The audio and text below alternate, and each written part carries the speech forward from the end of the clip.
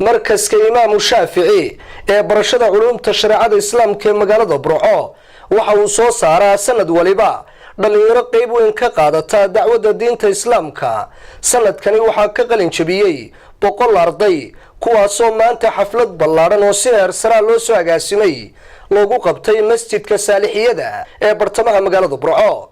waxaana ka soo qayb galay xafladaasi maamulka gobolka Togdheer, wasaaradda waxbarashada, mas'uuliyiinta jaamacadda Al-Najaax, qaar ka mid ah culimada waaweyn ee gobolka Togdheer, mas'uul ka socday shirkadda isgaarsiinta ee Telesom, maamulka markaska Imaam Shaafici, waalidiin, ardayda qalin jabisay iyo marti sharaf kale. waxaana ka hadlay munaasabada lagu maamuusayay ardayda ka qalin jabisay dugsiga sare ee barashada culumta shariicada islaamka ee Imaam Shaafici, maamulaha markaskaasi Sheekh Yuusuf Maxamuud Diiriye oo si qoto dheer uga waramay dadaalka waxbarasho ee markaskaasi. sidoo kale waxa ka hadlay madasha mas'uuliyiin, culimada iyo xubno ka mid ah ardayda qalin jabisay.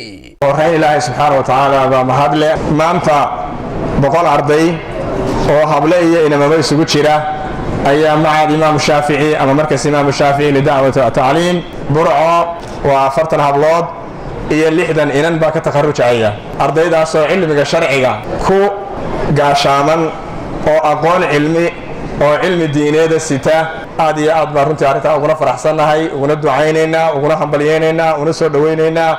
waa dufcadii 10aad ilaa maalintii la aasaasay iyo maalinka maanta wuxuu taagan yahay inuu arday cilmi sharciya wadato soo saaro oo bulshada iyo ummadooda wax u qabta, iyaguna nafahooda ku hagaagsanaada.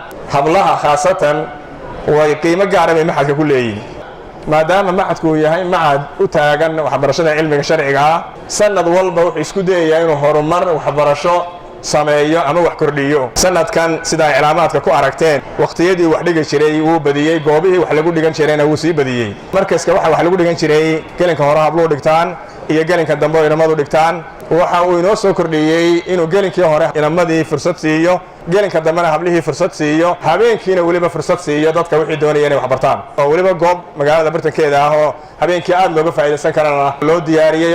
arday dhameeyay marxalad aan arkanayo maraaxisha ugu muhiimsan noloshooda.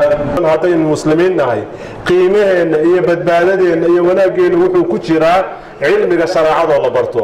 cilmiga barateen waliba min ashraf al-ulum ulumti shariicada ayaan idinku hambalyeynaya. markasul Imaam Shaafici lidacwati wa ta'liim waa dugsi sare oo waxbarashada shariicada islaamka ah. alxamdulillah rabbil aalamiin. waxaan leenahay halka aan ka sii wadno Allah idin barakeeyo, idaaradda iyo maamulka reer Shaaficina Allah barakeeyo. hani'an lakum jamii'an ayuha talaba mubarakallahu fikum wa jazakumullahu khair.